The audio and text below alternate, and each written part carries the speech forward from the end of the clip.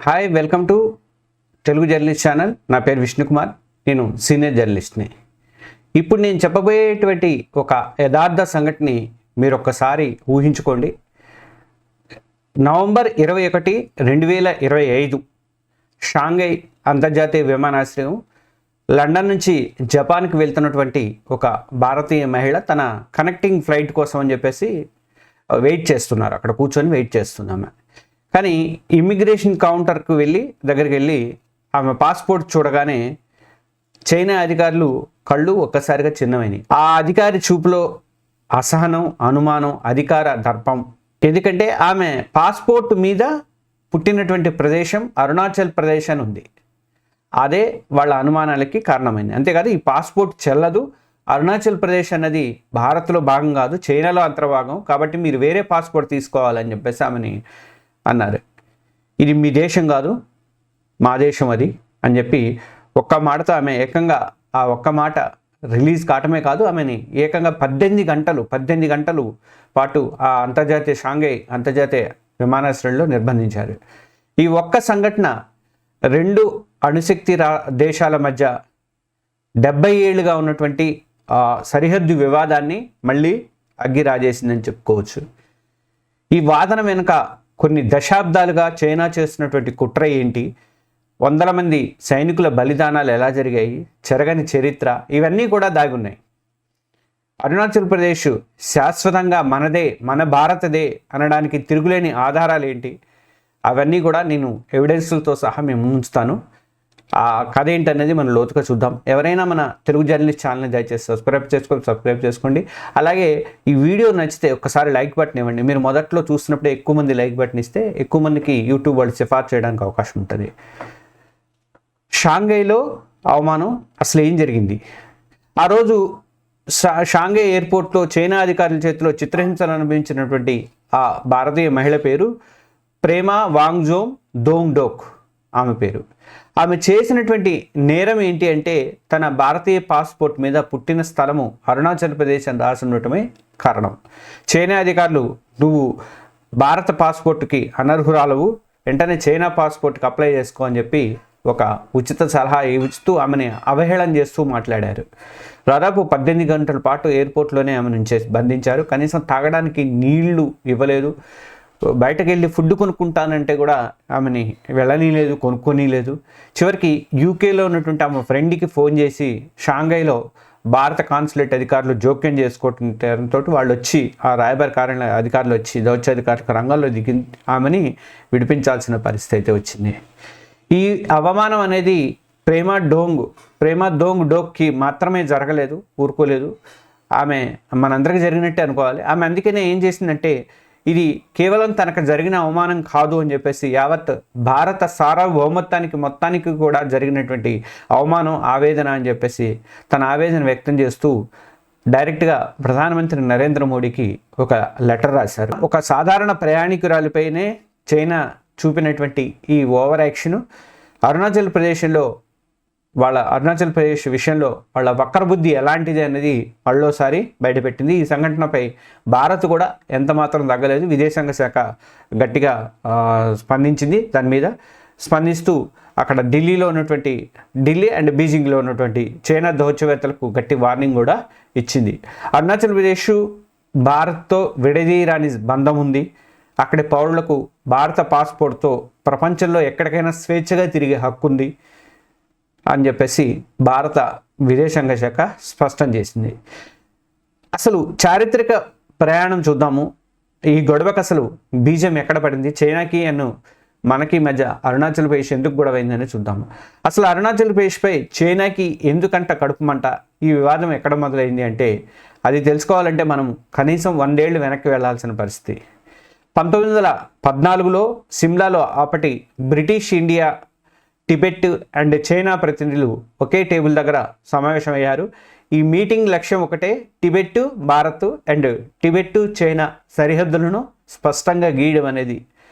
సుదీర్ఘమైనటువంటి చర్చల తర్వాత బ్రిటిష్ ఇండియా ప్రతినిధి అయినటువంటి సర్ హెన్రీ మెక్మెన్ ఆయన హిమాలయ శిఖరాలనే సహజ సరిహద్దులుగా తీసుకొని ఆయన ఒక లైన్ గీశారు. దాన్నే మనము హిస్టారికల్గా చెప్పుకున్నట్టు మక్మోహన్ రేఖ లైన్ అని చెప్పేసి అంటాము. ఈ ఒప్పందం మీద బ్రిటిష్ ఇండియా టిబెట్ ప్రతినిధులు సంతకాలు చేశారు. బ్రిటిష్ ఇండియా వాళ్ళు ప్రతినిధులు ఉన్నారు, అప్పటికి మనకు స్వతంత్రం రాలేదు కాబట్టి 1914లో అటు టిబెట్ ప్రతినిధులు కూడా సంతకాలు అనేవి చేశారు. కానీ చైనా ప్రతినిధి మాత్రం సంతకం చేయకుండా కేవలం ప్రాథమికంగా మాత్రమే ఆమోదం అనేది తెలిపాడు. ఆయన సంతకం మాత్రం పెట్టలేదు ఆ రోజు. ఇక్కడే అసలు మెలికుంది. చైనా అభ్యంతరం అనేది అప్పట్లో మన మీద కాదు, టిబెట్ మీద అభ్యంతరము. ఎందుకంటే భారత టిబెట్ సరిహద్దు మీద కాదు, టిబెట్ చైనా సరిహద్దు మీదే వాళ్ళకి అబ్జెక్షన్స్ అనేవి ఉండేవి. కానీ 1950లో టిబెట్ను చైనా బలవంతంగా ఆక్రమించుకుంది. ఆ తర్వాత సీన్ మొత్తం కూడా రివర్స్ అయ్యిందని చెప్పుకోవాలి. అప్పుడు గుర్తొచ్చింది చైనాకి పాత ఒప్పందం. మేము సిమ్లా ఒప్పందాన్ని అప్పుడే మేము వ్యతిరేకించాం కాబట్టి మక్మోహన్ లైన్ కూడా చెల్లదు అని కొత్త నాటకాన్ని చైనా స్టార్ట్ చేసింది. అప్పటి నుంచి అరుణాచల్ ప్రదేశ్ని దక్షిణ టిబెట్గా పిలుచుకుంటుంది. దాని పేరు ఏంటంటే జాంగ్నామ్ అని పెట్టి అది తమ భూభాగమే అని చెప్పేసి వాదిస్తూ వస్తుంది. 1962లో మనపై యుద్ధానికి దిగింది కూడా ఇదే తప్పుడు వాదంతో. అప్పట్లో యుద్ధానికి దిగింది చైనా. అసలు అరుణాచల్ ప్రదేశ్ అనేది మనదే అనడానికి చెరగని సాక్ష్యాలు ఉన్నాయి. చైనా ఎన్ని కట్టుకథలు చెప్పినా, మన ఊర్ల పేర్లు అది మార్చుకున్నా, చరిత్ర మాత్రం ఎప్పటికీ మారబోదు కూడా. అరుణాచల్ ప్రదేశ్ ఎప్పటికీ కూడా భారతదేశంలో అంతర్భాగంగానే ఉంటుందంటానికి కొన్ని తిరుగులేని ఎవిడెన్సెస్ నేను ఈ వీడియోలో ఇవ్వబోతున్నాను. ఎవిడెన్స్ నెంబర్ 1, చారిత్రక ఒప్పందం. ఇది 1914లో సిమ్లా ఒప్పందం మనకి పెద్ద ఆధారం అని చెప్పుకోవాలి. అప్పట్లో మనం చెప్పుకున్నాం కదా, బ్రిటిష్ వాళ్ళే ఉన్నారు మన దేశాన్ని పరిపాలిస్తున్న వాళ్ళు, టిబెట్ వాళ్ళు సంతకం చేశారు. ఆ ఒప్పందంలో టిబెట్ ఒక స్వతంత్ర ప్రతినిధిగా పాల్గొని భారతదేశంతో తన సరిహద్దును నిర్ణయించుకుంది. కాబట్టి టిబెట్కి ఎప్పుడైనా పేచీ వచ్చినా టిబెట్కి మనకి రావాలి, కానీ చైనాకి కాదనమాట.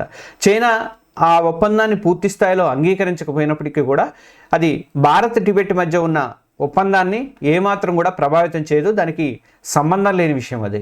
ఇక ఎవిడెన్స్ నెంబర్ 2, మన తిరుగులేని పరిపాలన. స్వాతంత్రం వచ్చినప్పటి నుంచి కూడా అరుణాచల్ ప్రదేశ్లో మన పరిపాలన ఉంది. 1972లో కేంద్రపాలిత ప్రాంతంగా, ఆ తర్వాత 1987లో పూర్తి స్థాయి రాష్ట్రంగా దాన్ని తీర్చిదిద్దాము, అవతరించాము. ఈరోజు అరుణాచల్ ప్రదేశ్కు సొంతంగా ఎన్నికైనటువంటి ప్రభుత్వం ఉంది, అసెంబ్లీ ఉంది. అలాగే మన లోక్సభలో ఎన్నికల్లో వాళ్ళు ఓట్లు వేస్తారు. అక్కడ అభివృద్ధి, పరిపాలన మొత్తం కూడా భారత రాజ్యాంగం ప్రకారమే నడుస్తోంది. చైనా కేవలం మ్యాప్ల మీద గీతలు గీసుకుంటుందే తప్ప గ్రౌండ్ లెవెల్లో ఎక్కడా కూడా దానికి పవర్ అనేది లేదు. అరుణాచల్ ప్రదేశ్ జనానికి పాలన మనం అందిస్తున్నాం. ఇక ఎవిడెన్స్ నెంబర్ 3,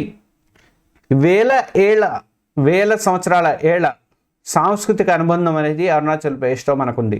అరుణాచల్ ప్రదేశ్లోని ప్రజల సంస్కృతి, సాంప్రదాయాలు వేల ఏళ్లుగా మనతోనే ముడిపడి ఉన్నాయి, మన భారతీయులతోనే ముడిపడి ఉన్నాయి.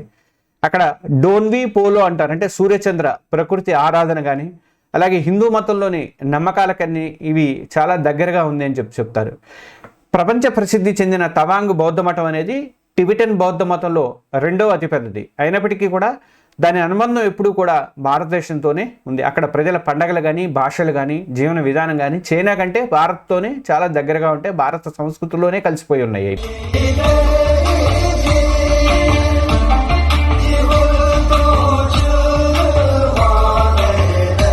ఇక ఎవిడెన్స్ నెంబర్ 4, మన సైనికులకై పట్టుంది. అక్కడ 1962 యుద్ధం తర్వాత మేల్కొన్నటువంటి భారత్ సరిహద్దులో తన పట్టుని విపరీతంగా పెంచుకుంటూ పోయింది. ముఖ్యంగా గత 10 ఏళ్లలో అయితే నిజంగా అక్కడ బ్రిడ్జిలు కానీ, రోడ్లు కానీ, అరుణాచల్ ప్రదేశ్ సరిహద్దుల విషయంలో, తర్వాత సొరంగాలు కానీ, ఇలాంటి నిర్మాణాలన్నీ కూడా బోర్డర్ రోడ్స్ ఆర్గనైజేషన్ ద్వారా చాలా యుద్ధ ప్రాతిపదికన కొనసాగుతూ వచ్చినాయి. ఈ మధ్య ప్రధాని నరేంద్ర మోడీ ప్రారంభించినటువంటి శాలా టన్నెల్ కూడా దీనికి ప్రత్యక్ష ఉదాహరణ. 13,000 అడుగుల ఎత్తులో నిర్మించినటువంటి టన్నెల్ తవాంగ్కు అన్ని కాలాల్లోనూ కూడా రవాణా సౌకర్యాన్ని అందిస్తుంది. మన సైనిక బలగాలను కూడా స్పీడ్గా సరిహద్దులకు ఎప్పుడంటే అప్పుడు చేర్చడానికి వీలుగా ఈ సౌకర్యం అనేది, ఈ టన్నెల్ అనేది చాలా ఉపయోగపడుతుంది. భారత సైన్యం ఇప్పుడు సరిహద్దుల్లో కూడా ఎన్నడూ లేనంతగా బలంగా అప్రమత్తంగా ఉంది. గాల్వాన్ తర్వాత ఇంకా పెంచారు కూడా. ఇక చైనా కుట్రలు, పేర్లు మార్చడం నుంచి 5 ఫింగర్ పాలసీ వరకు కూడా ఇప్పుడు చెప్పుకుందాం. చరిత్రపరంగా, పాలనాపరంగా అరుణాచల్ ప్రదేశ్ని దక్కించుకోలేక చైనా ఇప్పుడు చౌకబారు ఎత్తుగడలకి పాల్పడుతుంది. అందులో మొదటిది అరుణాచల్ ప్రదేశ్లోని స్థలాలకు, అక్కడ ఉన్నటువంటి ప్రాంతాలకి పేర్లు మార్చడం అనేది. ఇది 2017, 2021, 2023, 2024 ఇట్లా మార్చుకుంటూ వస్తుంది. ఇంక ఈ సంవత్సరం మార్చలేదు అనుకుంటా 2025లో. ఇలా చాలాసార్లు మన ప్రాంతాలకి చైనా కొత్త పేర్లు ప్రకటించుకుంటూ వచ్చింది. దీనిపై మన విదేశాంగ శాఖ మంత్రి ఎస్ జయశంకర్ గారు ఇచ్చినటువంటి సమాధానం అద్భుతం.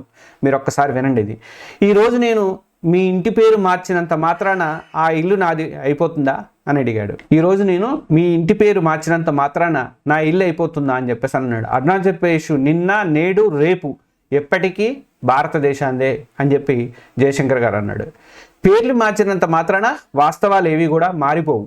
అది చైనా గుర్తుపెట్టుకోవాలి.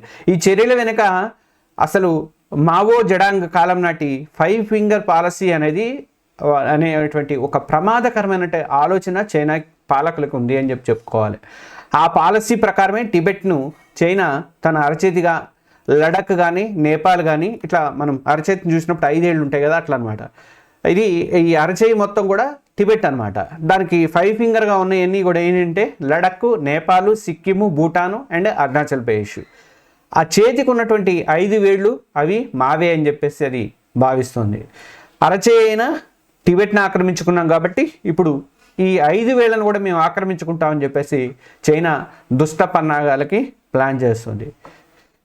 ఇక మనం ముగింపుకు వచ్చేసరికి చూసుకుంటే షాంఘై విమానాశ్రయంలో ప్రేమకి జరిగినటువంటి అవమానం నుంచి సరిహద్దుల్లో ఘర్షణ వరకు కూడా చైనా ఎన్ని కవ్వింపులకు పాల్పడినా భారత్ తన వైఖరిని ఎంతో ధైర్యంగా స్పష్టంగా చెప్తూనే ఉంది. కేవలం మనమే కాదు, అమెరికా లాంటి అగ్రరాజ్యాలు కూడా అరుణాచల్ ప్రదేశ్ అనేది భారతదేశం అంతర్భాగం అని చెప్పేసి బహిరంగంగా ఎప్పటి నుంచో ప్రకటిస్తూ వస్తున్నాయి. ఇక చరిత్ర, సంస్కృతి, పరిపాలన, అంతర్జాతీయ మద్దతు అన్నీ కూడా మనమే మీకు సాక్ష్యాలతో సహా చెప్పాను నేను. అరుణాచల్ ప్రదేశ్ మన దేశానికి శిరస్సు ఉన్నటువంటి మణికిరీటం వంటిది. దాన్ని కాపాడుకోవడానికి మన సైన్యం ఎప్పుడూ కూడా సిద్ధంగా ఉంటుంది. మన ప్రభుత్వం కట్టుబడి ఉంది. ప్రతి భారతీయుడు కూడా రెడీగానే ఉన్నాడు. ఈ చారిత్రక వాస్తవాల గురించి ప్రతి భారతీయుడు కూడా తెలుసుకోవాలి. కేవలం వార్తల్లో గొడవల గురించి తెలుసుకొని మర్చిపోవడం కాకుండా ఈ వివాదం అనుకున్నటువంటి అసలు కథని అర్థం చేసుకోవాలి. అందుకే ఈ నిజాలన్నీ నేను చెప్పాను. ఈ నిజాలు అందరికీ తెలియాలి. అందుకే ఈ వీడియోని ఇప్పుడే మీరు చూస్తున్నప్పుడే మీ ఫ్రెండ్స్, మీ కుటుంబ సభ్యులతో కూడా పంచుకోండి. ఇలాంటి మంచి వీడియోలు అందిస్తున్నటువంటి మన తెలుగు జర్నలిస్ట్ ఛానల్ని సబ్స్క్రైబ్ చేసుకోండి. ఈ వీడియోని తప్పనిసరిగా లైక్ చేయండి. అలాగే ఈ చైనా విషయంలో మీ అభిప్రాయం ఏంటి? ఆ దేశం చేస్తున్నటువంటి కుయుక్తులను భారత్ ఇంకా ఎలా గట్టిగా సమాధానం చెప్పాలని మీరు అనుకుంటున్నారు?